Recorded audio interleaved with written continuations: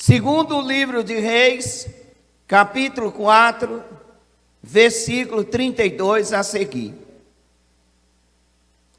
Quando Eliseu chegou à casa, eis que o menino jazia morto sobre a sua cama.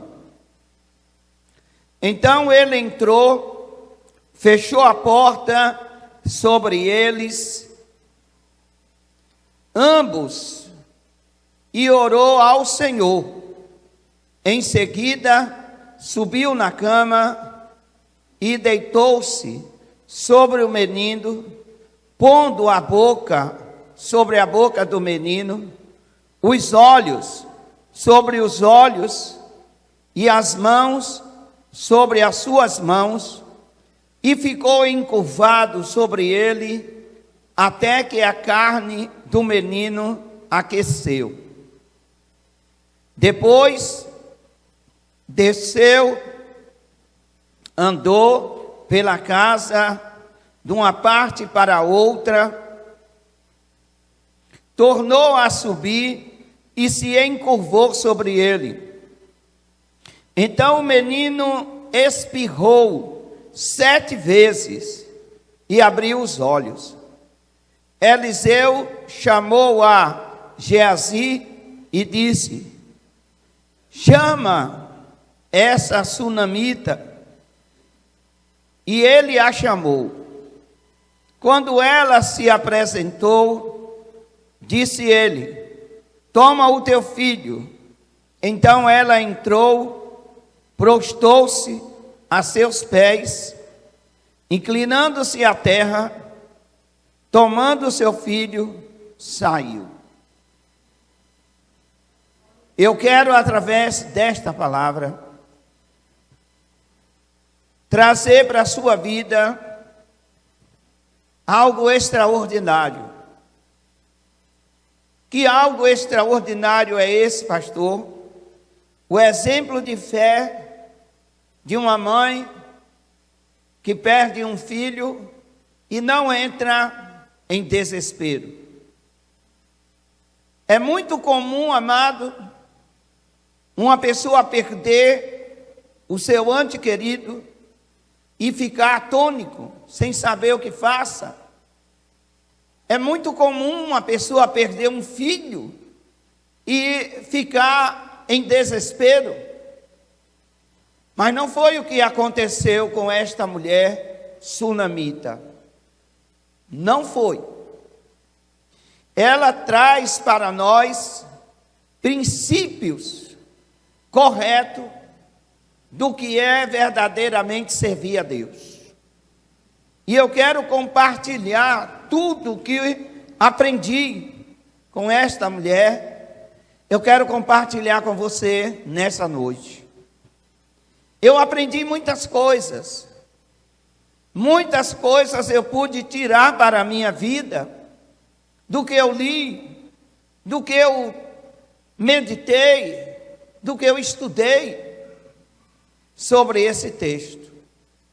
E espero que esse texto venha falar profundamente ao seu coração, como tem falado nesses últimos dias ao meu coração. O tema dessa mensagem: não aceite a morte do seu sonho. Tem pessoas que elas desistem com muita facilidade dos seus sonhos. Elas jogam a toalha e desistem. Não tem perseverança, não tem mais motivação nenhuma para prosseguir. Desiste de um marido que não se converte, desiste de um filho que também não se converte, desiste de um casamento que não vai bem. As pessoas têm muita tendência e facilidade em desistirem, em aceitarem o fracasso, aceitarem a morte de um projeto, de um sonho, ou até da vida. Mas nesta noite eu quero te desafiar. E o desafio é este, baseado no tema que nós demos a essa mensagem. Não aceite a morte do seu sonho. Amém? Diga para a pessoa que está do seu lado, diga para ela, não aceite a morte do seu sonho. Você deve continuar lutando por ele. Você deve se posicionar para que as coisas aconteçam. Você vai entender que aquela mulher se posicionou para que algo sobrenatural acontecesse na vida dela. O que era algo realmente maravilhoso para ela era ver novamente o seu filho vivo, respirando. E isto aconteceu. Eu posso te dizer com muita precisão que uma das histórias mais comoventes da Bíblia é esta sobre a sunamita. Uma mulher de nome desconhecido, mas que o seu testemunho de vida atravessou milênios. Temos mais de 3.000 anos deste acontecimento, ou quase isso. Entretanto, o que aconteceu há quase 3.000 anos é vívido na igreja do Senhor. Porque em todos os lugares na igreja do Senhor se pregam sobre esse fato, sobre algo tão maravilhoso que aconteceu com a mulher chamada sunamita. Apenas um ponto identificador. Porque o nome dela não encontramos. Mas não importa. A Bíblia não trata de todos os detalhes. A Bíblia trata dos fatos. E a Bíblia apresenta com muita precisão os princípios, para que através dos princípios nós venhamos tirar proveitos para a nossa vida. E esse fato acontecido um pouco antes da chegada de Jesus, nós temos um fato que serve para mim e para você como exemplo de fé. Exemplo de certeza que Deus está vivo e garante o milagre. Você pode repetir comigo, por favor? Diga: Deus está vivo e garante o milagre. Aplauda Ele por isso.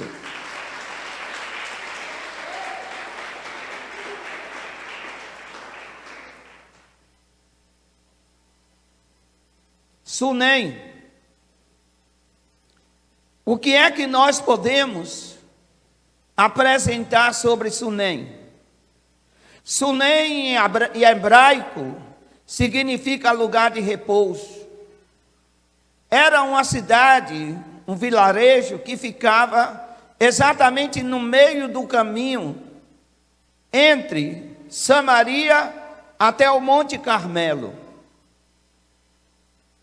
Quem ia até o Monte Carmelo tinha que passar por Sunem, porque senão a viagem ficaria muito extensa. Então, Sunem é uma cidade tranquila, um vilarejo tranquilo. E a Bíblia fala que lá tinha essa mulher. E a Bíblia fala que Eliseu, profeta de Deus, passava por Sunem.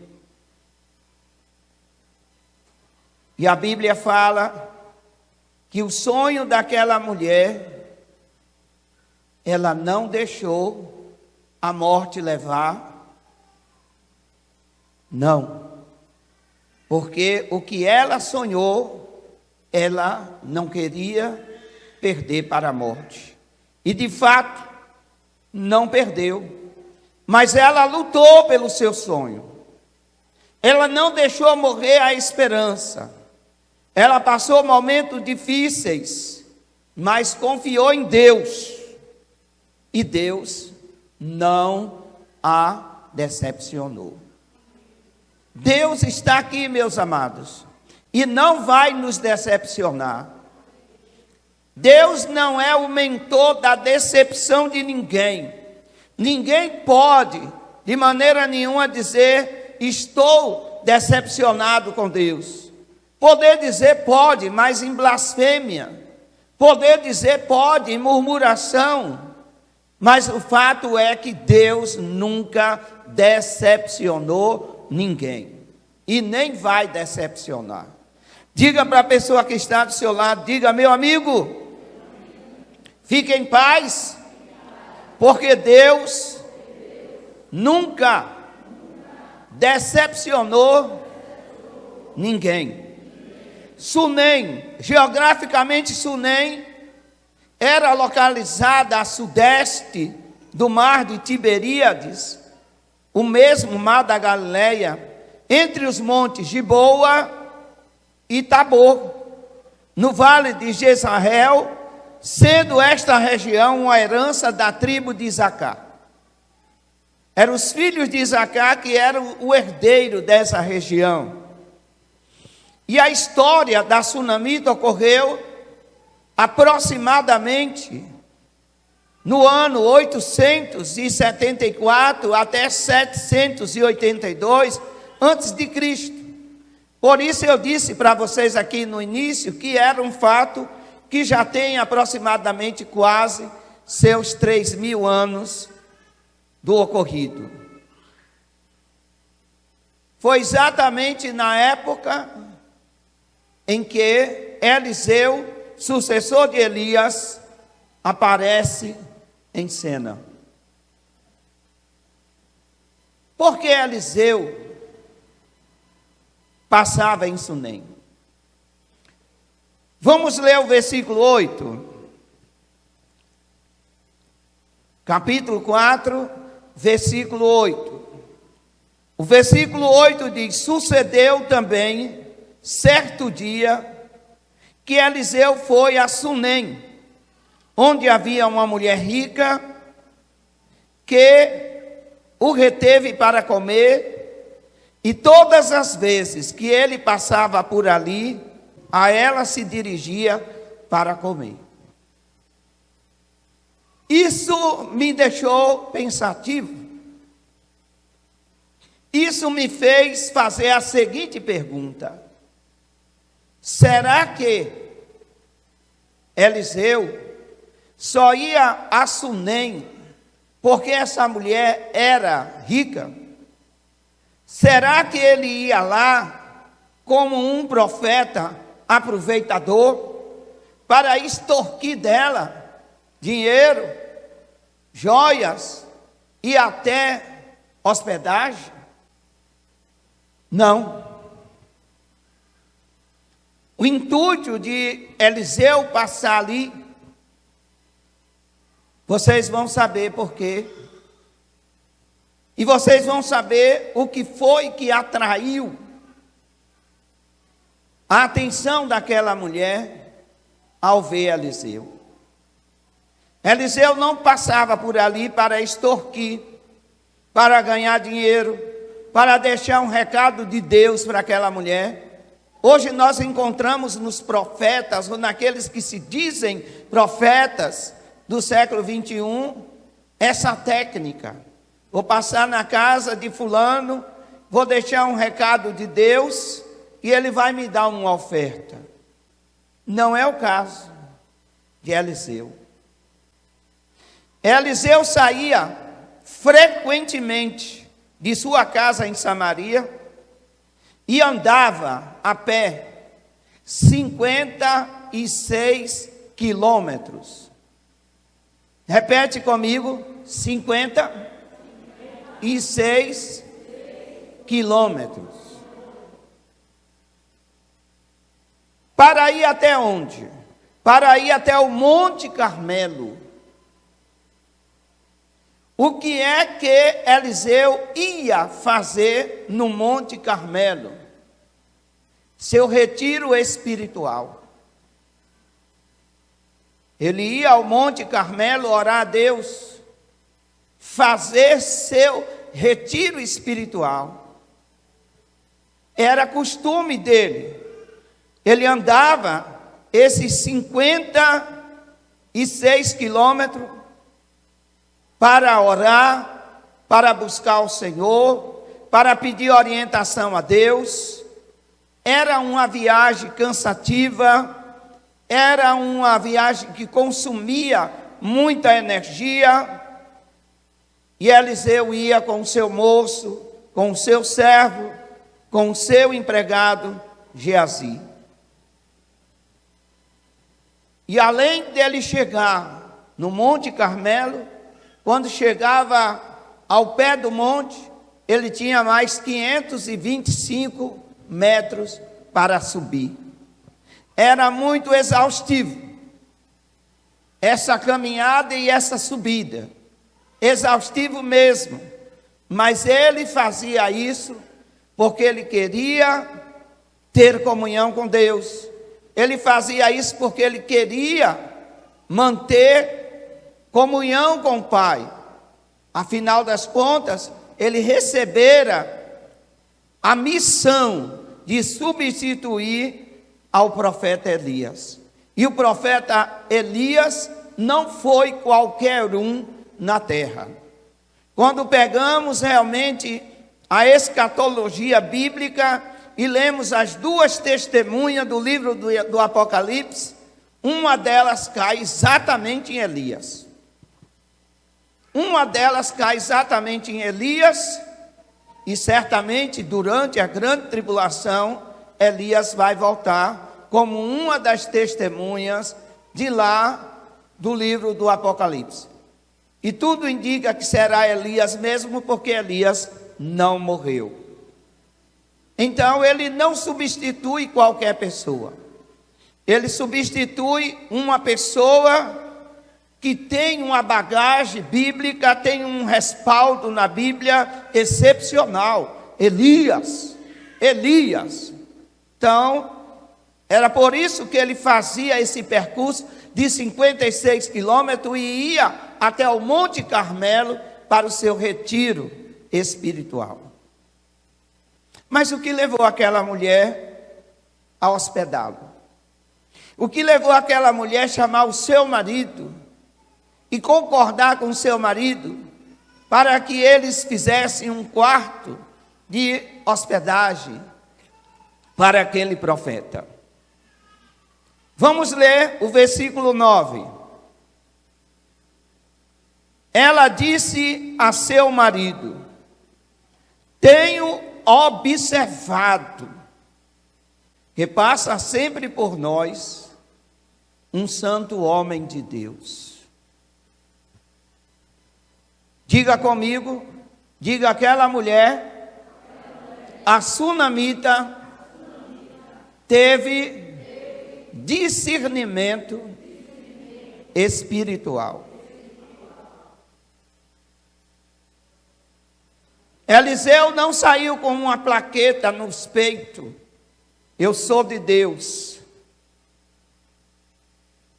Eliseu passava o seu caminho e aquela mulher notava: esse homem sempre passa por aqui e vai até o Carmelo. E ele não vai ao Monte Carmelo para nada. Ele vai ao Monte Carmelo orar, buscar a face de Deus. Este homem é um homem de Deus. Amém? Então o versículo 10 diz: a mulher chama o seu marido e lhe propõe: façamos-lhe, pois, um pequeno quarto sobre o muro e ponhamos-los ali uma cama, uma mesa, uma cadeira, um candeeiro, e há de ser que quando ele vier a nós, se recolherá ali. Diga, além de discernimento espiritual, a sunamita era uma pessoa generosa. Então eu vejo duas virtudes naquela mulher: generosidade e discernimento. Ela era hospitaleira, coração aberto. Quando ela percebeu que aquele homem não tratava de um homem qualquer, de um viajante, não tratava de um camelô, de um negociante, mas tratava-se de um homem de Deus, ela parou para dar atenção. Olhe para mim aqui, por favor. Você tem tido discernimento de Deus para ver no seu líder, ele como homem de Deus? Aquela mulher teve discernimento que Eliseu não era qualquer um. Ela teve discernimento que Eliseu era um homem de Deus. Muitos amados irmãos vivem uma vida travada, porque olha para o seu líder e vê como um qualquer. Não, ele é igual a mim. Não. Muitos veem o seu líder e, além de não ter discernimento, tem língua para criticar, tem língua para difamar. Olha a posição daquela mulher. Olha o que foi que aquela mulher viu em Eliseu. Ela viu que Eliseu era um homem de Deus. No evangelho competitivo que nós temos hoje, todo mundo se acha mais espiritual do que o seu líder. No evangelho competitivo de hoje, todos afrontam seus líderes espirituais, se achando até mesmo superior a eles. Eu tenho uma palavra exortativa para você. Cuidado. Cuidado. Porque o seu líder espiritual não foi levantado por você. Foi levantado por aquele que vive e reina para todo sempre. É um agente de Deus na terra. Aquela mulher viu coisas extraordinárias que você e eu precisamos ver nos nossos líderes espirituais. Ela viu discernimento espiritual. Ela viu caráter cristão. Apesar do cristianismo não existir no tempo de Eliseu, mas a palavra já existia no tempo de Eliseu. Então ela vê caráter de Deus na vida de Eliseu. Ela vê alguém que ela pode seguir o seu exemplo de fé. E ela vê alguém que ela pode investir na vida dele. Se no seu líder você não vê essas qualidades, ou o seu líder não vale nada, ou você tem algum defeito. Mas todos aqueles que se aproximam de um líder, a primeira coisa que tem que ver é se ele realmente é uma pessoa de Deus. Aquela mulher não foi atrás de profetadas. Aquela mulher não foi atrás de oba-oba. Aquela mulher não correu atrás de sentimentalismo. Não. Ela observa e ela diz para o seu marido: tenho observado e tenho visto que esse que passa por aqui é um homem de Deus. Seus líderes espirituais, seu líder espiritual é para você um homem de Deus? Ele tem caráter cristão? Você tem condições de imitar a fé que ele tem? Porque o apóstolo Paulo vai ensinar, juntamente com o autor da carta aos Hebreus, imite a fé dos seus líderes. Imite a fé dos seus líderes. Nós observamos, amado, que as coisas não acontecem sem a observação de princípios. Por que esse menino ressuscitou? Porque aquela mulher, desconhecida no seu nome, mas reconhecida pela sua fé, ela guardou princípios. E princípios valorosos. Princípios que, uma vez sendo colocados em prática, eles serão bênçãos em todo o tempo, em toda a época. Diga, aquela mulher viu que Eliseu era um homem espiritual, um homem de caráter, um homem de fé, e que podia ser imitado. Dê um aplauso a Jesus por isso. Aplauda ao Senhor.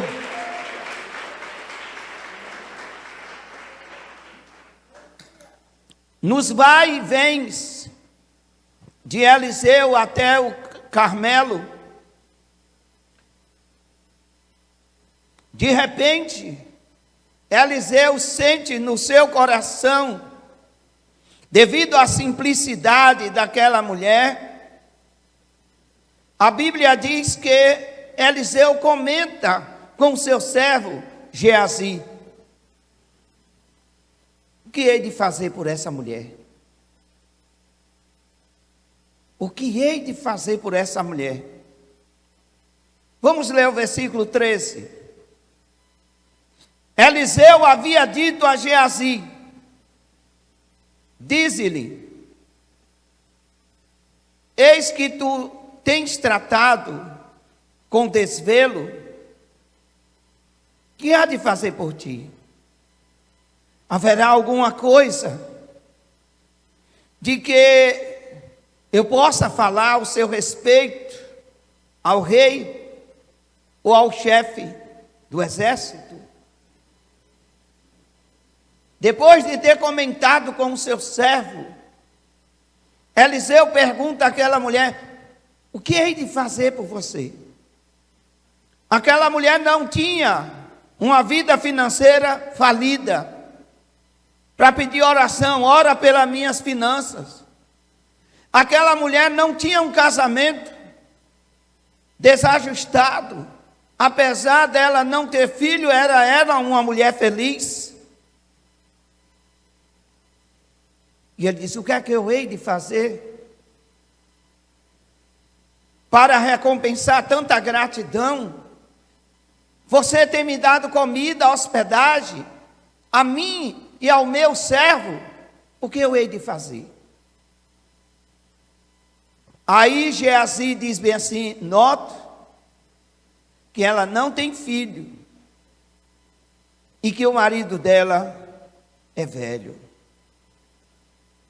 Mas quando aquela mulher foi interrogada: o que eu posso fazer para abençoar a sua vida?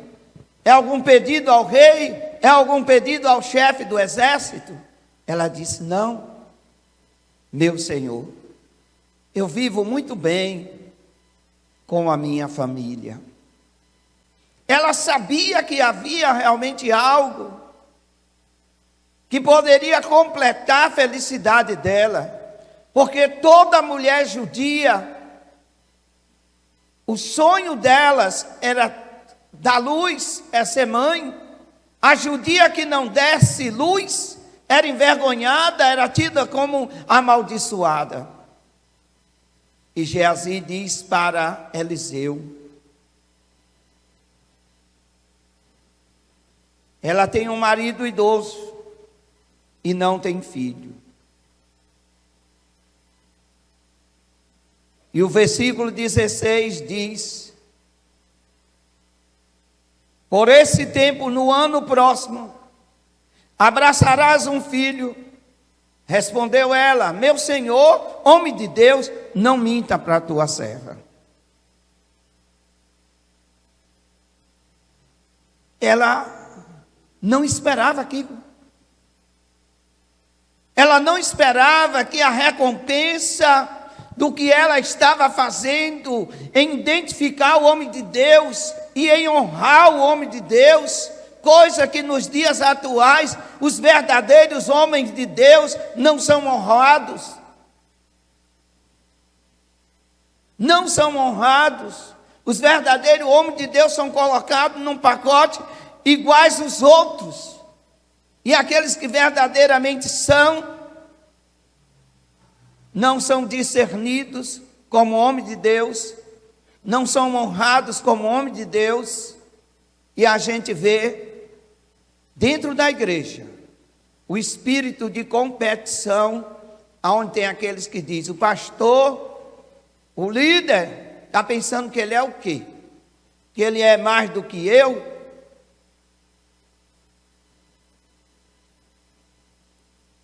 A palavra responde. Eu não preciso responder nada. A palavra responde. Ser mãe era um sonho de toda mulher judia. Deus contemplava a generosidade e a hospitalidade e a dedicação em servir ao Senhor através da generosidade que ela tinha para com Eliseu. Esta atitude de amor para com o homem de Deus gerou a promessa de ser mãe. Repita comigo, diga: quando reconhecemos o nosso líder espiritual como um homem de Deus, como mulher de Deus, como servos de Deus, até o que não existe, eles profetizam e acontece.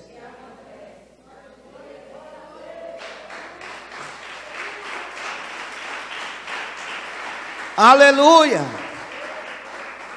Aí vem aquela pergunta: temos dado lugar para que os líderes espirituais, os nossos líderes espirituais, profetizem algo que não exista para a nossa vida, para que passe a existir?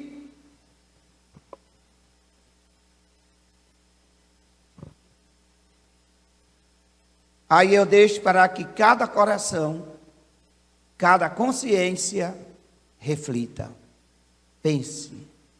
Você tem visto o seu líder espiritual a ponto de ser um homem de Deus que pode profetizar coisas que não existem na sua vida e passar a existir?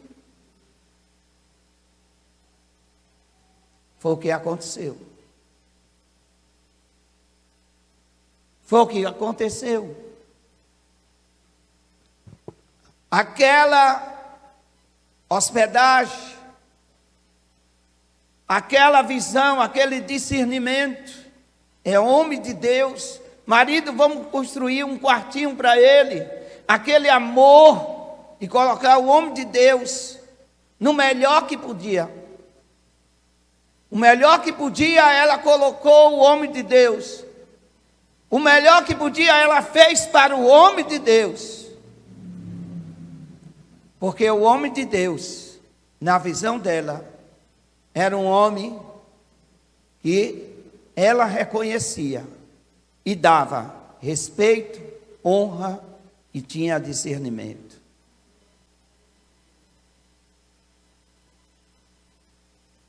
Eu tenho uma frase minha para passar para você. Plante na vida dos seus líderes espirituais. Um dia você vai precisar voltar para colher. Um dia você vai precisar voltar para colher. E nesse dia, derrube orgulho. Derrube essa coisa maligna. Porque um dia você vai precisar.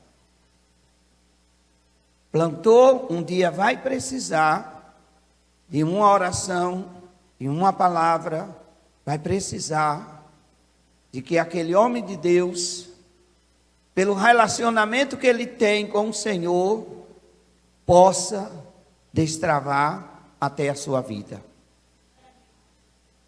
Amém? Eu tenho uma observação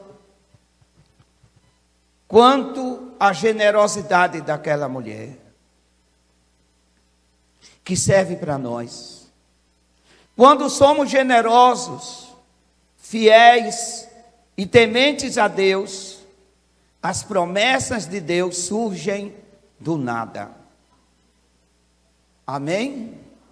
Você quer que as promessas de Deus surjam do nada na sua vida? Valorize o líder espiritual que você tem.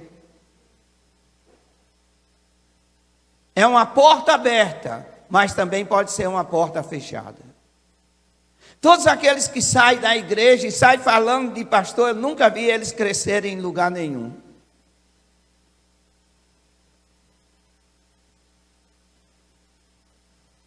Nunca vi eles crescerem em lugar nenhum. Não cresce. Porque acha que isso não tem peso no mundo espiritual. E tem. Tem um grande peso no mundo espiritual. Eles não avançam, eles não progridem. Mas aqueles que fazem como fez Josué, em se colocar à disposição para servir Moisés. Josué não se colocou à disposição em busca de um cargo. Não, Moisés vai morrer e eu vou assumir no lugar de Moisés. Não. Ele se colocou à disposição para servir Moisés. E quando ele diz, Deus, escolha uma pessoa para me substituir, Deus disse, já escolhi. Quem o Senhor escolheu? Pai, eu escolhi o teu servo Josué. Por quê? Foi porque ele teve muito temor a Deus? Não. É porque ele foi aquela pessoa que deveria ser para Moisés. Honrou a Moisés. Do princípio ao fim, honrou a Moisés. Deus não quebra princípios. E quando ele estabelece princípios, ele vai com esses princípios até o fim. Quem está entendendo, diga amém. Amém. E a sunamita e o seu filho, ela pariu, teve um menino, e agora? Aquela criança trouxe àquele lá felicidade. A mulher sofria pelo peso da lei. A lei dizia que amaldiçoada era toda aquela que não gerasse. Toda mulher, ela poderia ser rica, pobre, mas se não gerasse, era amaldiçoada. Era tido como uma maldição, como um Deus não queria que ela tivesse filho. Mas aquele menino veio. Esse sonho, o sonho da sunamita, que ela escolheu para sonhar, Deus seja louvado. Um lar simples, mas feliz. Uma vida debaixo das bênçãos de Deus.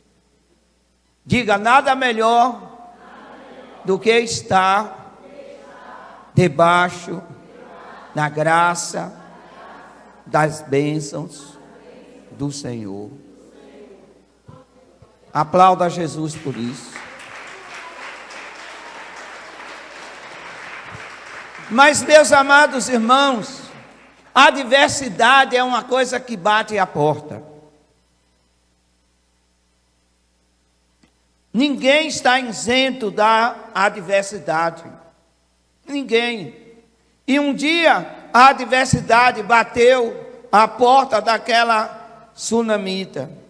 No versículo 18 e 19 temos: tendo o menino crescido, saiu um dia com o seu pai, que estava com os segadores, foi cegar, foi para a roça, foi para a plantação, e de repente aquele menino diz: minha cabeça, sente uma dor de cabeça, e diz: minha cabeça. Então o pai diz a um dos moços: leva até a sua mãe.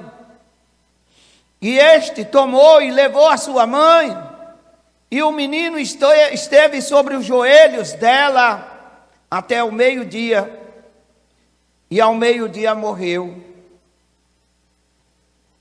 Aí eu vejo a serenidade da mulher.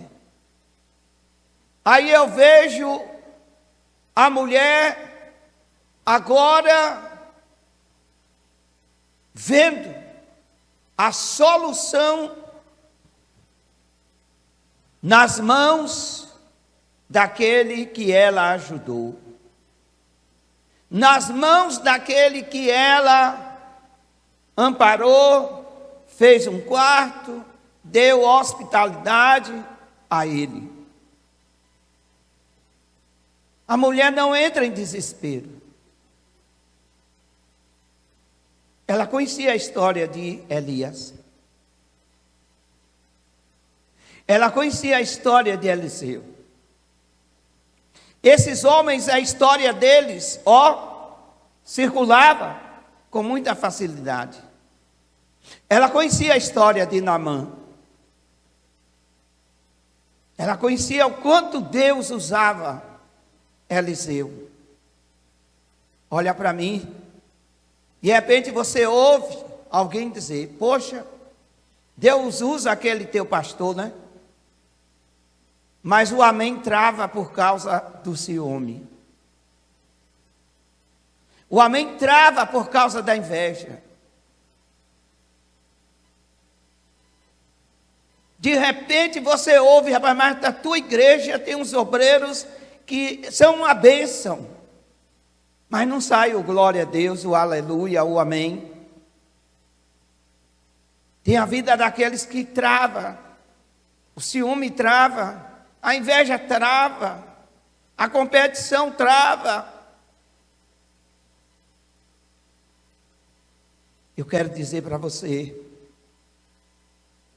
Deus nessa noite, Ele quer não só ressuscitar sonhos, Ele quer ressuscitar vida, Ele quer ressuscitar ministério, Ele quer ressuscitar você, a mim, nós, por inteiros.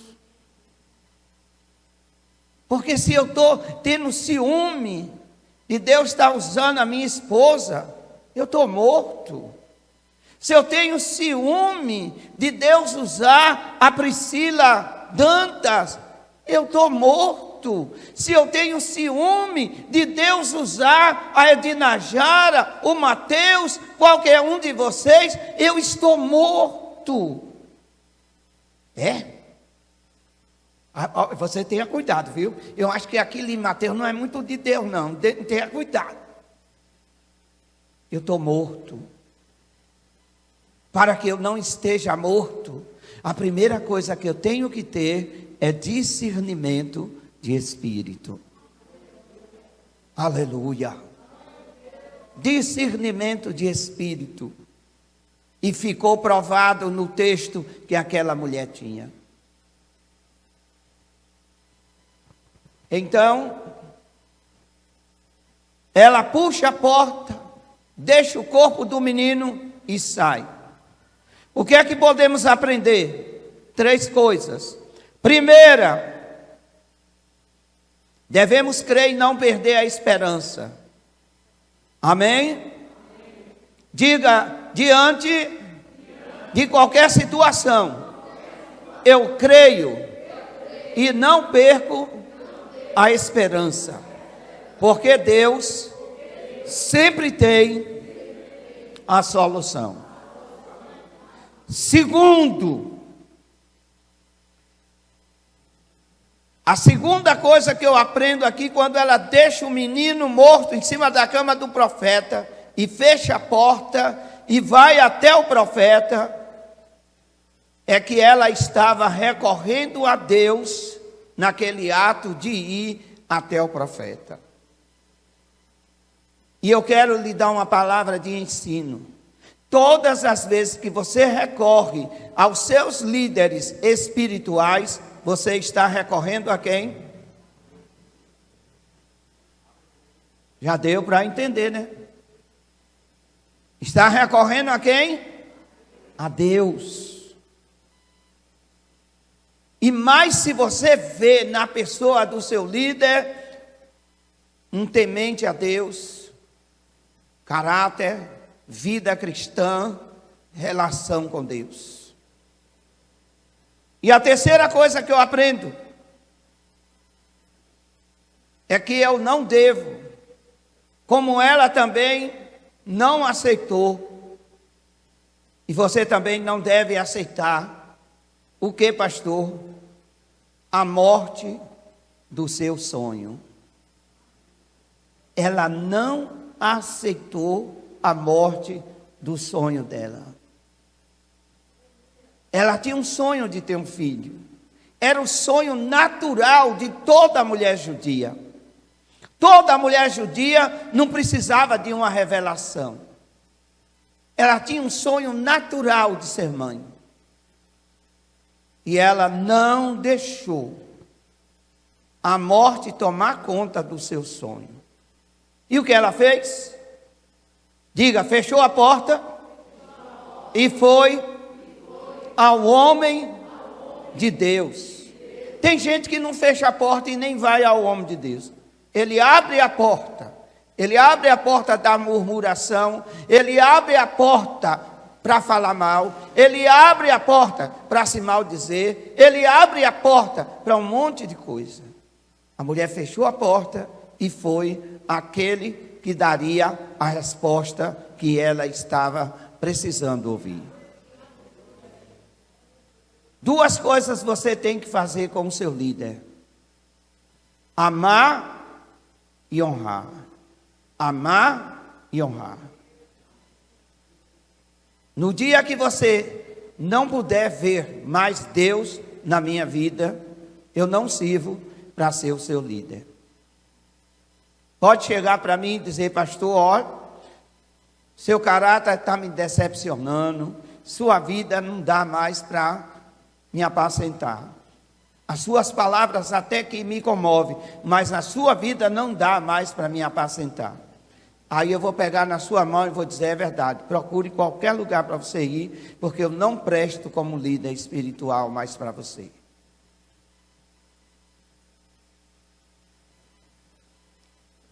O que fez aquela mulher? Percorreu 24 quilômetros, a metade, um pouquinho menos da metade. E ela vai aonde? Vai até o Monte Carmelo. Quem está no Monte Carmelo? Eliseu. Fazendo o quê? Orando, conversando com Deus. E ele era homem que tinha porta aberta com Deus. Como eu sei disso? Porque ele avista a mulher, a sunamita, e ele diz para Geazi: Geazi, a sunamita está vindo aí, vai lá ver o que é que ela quer. E ela chega, se joga aos pés dele, e ele diz para Geazi: olha, não atire dos meus pés, ela está com a alma aflita, ela tem aflição na alma, coisa que Deus não me revelou. Deus não me revelou o que foi que aconteceu. E ele andava tão assim com Deus, que ele tinha as revelações. A palavra de conhecimento vinha a ele. Ele tinha revelações nas coisas. A palavra, Deus trazia para ele, e ele ficava sabendo do que estava acontecendo. E ele diz: Deus não falou para mim o que aconteceu com ela. Deixa ela contar. E ela vai 24 quilômetros de distância, de Sunem, no vilarejo que ela morava, até o Monte Carmelo, para se encontrar com quem? com aquele que podia solucionar o seu problema. Amém? Não, eu tenho vergonha, vou incomodar o pastor para quê? Não, não vou, não quero, não sei o quê, não converso com ele, não. Paciência. Paciência. Olhe para a Bíblia. A bênção está aqui na palavra. Colocou a palavra, você vai ser bem-sucedido. Aleluia. Diz o versículo 30. A mãe do menino, porém, disse. Olha o foi que a mãe do menino disse. Para quem? Para o profeta. Não disse para Deus. Disse para o profeta. Disse para aquele homem que ela via Deus nele. Honrava aquele homem. Hospedava aquele homem. Ela via Deus naquele homem. Então aquela mulher disse para aquele homem: assim vive o Senhor, e vive a tua alma, não hei de te deixar. Eu vim aqui para você resolver o meu problema, e você vai resolver o meu problema. Porque se você resolver o meu problema, é Deus resolvendo o meu problema através de você. Ela via que era Deus resolvendo o problema dela através do profeta. Hoje não. Hoje a pessoa vai até o seu líder quando vai, mas depois atrai toda a atenção para si. Nós oramos. Não foi só a sua oração, nós oramos. Claro, todos devem orar. Mas eu vou dizer uma coisa para você. A quem honra, deve-se dar honra. É o que diz a palavra. Amém? Ninguém é crente individual. Todos verdadeiros crentes têm uma autoridade espiritual sobre ele. Você entende? Vou repetir. Não existe crente individual. Todo crente tem uma autoridade espiritual sobre ele. Nesse caso aqui, a família apacentar é liderada por mim. Amém? Ou feio ou bonito, ou preto ou branco, sei lá a cor que tenho, ou sei lá, ou gostamos ou não, quem é a autoridade aqui sou eu. Quem abençoa a sua vida sou eu. Quem tem autoridade também para fechar o céu sou eu. Amém? É assim que funciona. Está aqui, ó, na palavra. Deus seja louvado. E ela disse: eu não vou te deixar. Por quê? Quem estava com a chave do céu era ele. Era Eliseu, não era ela. Quem estava com a chave era ele. Então ele se levantou e a seguiu. E aí vai a bendita frase pronunciada por ela para o teu coração. Quando Geazi perguntou: como vai você? Bem. Como é que vai o seu marido? Bem. Como é que vai o seu filho? Bem. Mas como é que pode ir bem se o menino estava morto? Muito bem. A frase vai tudo bem demonstrou certeza, fé, convicção de que a vida do seu filho seria restaurada. Aleluia. Aplaude ao Senhor. Aleluia. Provavelmente essa mulher sabia da frase de Isaac: meu pai e o cordeiro. Temos a lenha, temos o cutelo. Papai e o cordeiro. Deus proverá para si um cordeiro, meu filho.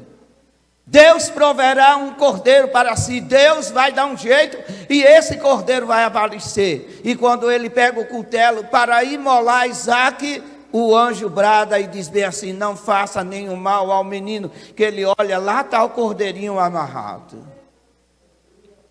Eu penso que essa mulher sabia dessa história. Eu penso que essa mulher sabia, ela ouviu falar de Abraão, ouviu falar de Isaac, de Jacó. E ela diz: tudo bem, vai tudo bem. Isso quer dizer que ela tinha certeza, tinha fé, tinha convicção de que ela não voltava de mãos vazias. Amém? Nessa noite eu vou liberar uma bênção para a sua vida, para a sua alma, para o seu casamento, para as suas finanças. Nesta noite eu vou liberar uma bênção para a sua vida. Não é Deus que vai liberar, não, sou eu. Amém? Sou eu, porque foi-me dado esta autoridade.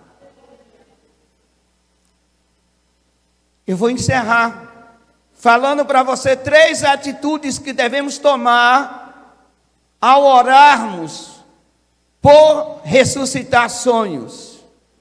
Sonhos esses que já morreram. Primeiro, intercessão. Segundo, súplica. Terceiro, calor humano. O que é interceder? É clamar em favor de outro. Isso é interceder. Eu estou intercedendo por uma casa. Meu filho, fala bobagem não. Você está pedindo uma casa. Está pedindo uma casa. E não intercedendo por uma casa. Não, casa não está precisando de intercessão. Agora digo bem assim, eu estou intercedendo pelo Mateus. Intercedendo pelo Mateus. Para que Deus te dê sabedoria, espiritualidade muito maior do que a minha, para que Deus realmente use muito mais. Aí é intercessão. E a gente faz essa bagunça. A gente diz que pedido é intercessão, e pedido não é intercessão. Então aquele homem entra no quarto, fecha a porta e intercede. Diga, entra no quarto, fecha a porta e intercede. Qual a outra ação? Súplica. O que é suplicar? É pedir com insistência. Senhor, ressuscita esse menino. Senhor, ressuscita esse menino. Senhor, ressuscita esse menino. E diz a Bíblia que ele age agora com calor humano. Ele coloca boca com boca, olhos com olhos, mãos com mãos. E só desce do corpo do menino depois que o corpo do menino esquenta. Depois que o corpo esquenta. E depois que o corpo esquenta, ele desce, sobe de novo. E desce, aí o menino espirra 7 vezes. E ele manda a mãe do menino entrar e pegar o menino vivo. Mas o que é calor humano para nós hoje? É sentimento de afeição, é simpatia, expresso pelos seres humanos em situação de solidariedade com o outro. Nós estamos tão assim, sabe, insensíveis, que não sentimos as dores mais um dos outros. Alguém chora, nós rimos. Alguém sofre, a gente aplaude. Eliseu não tinha esse sentimento. O sentimento de Eliseu foi aquele: se a mãe está chorando, eu choro e vou chorar até esse menino ressuscitar. Se ela quer o filho ressurreto, eu vou pedir ao Pai e eu vou interceder até ver esse menino vivo de volta. Eu gostaria muito de ser um intercessor pessoal seu. Mas você não me procura para isso. São muito poucos aqui que lançam sobre mim a sua carga. Amém? São muitos poucos aqui que diz assim: pastor, ora por mim, por essa e por essa causa. Muito pouco. Então, paciência. Se você pode levar a sua carga sozinho, tudo bem. No dia que você quiser compartilhar comigo, vai me achar no mesmo lugar, com a mesma disposição, para ser o seu intercessor. Nessa noite, o meu objetivo é lhe mostrar o que a Bíblia fala. Nessa noite, o meu objetivo é mostrar para você que ninguém vence nada sozinho. Ninguém vence nada sozinho. E o reino de Deus não é destravado por qualquer um. Existem as pessoas certas para poder destravar no mundo espiritual aquilo que está travado. Se coloquem em pé em nome de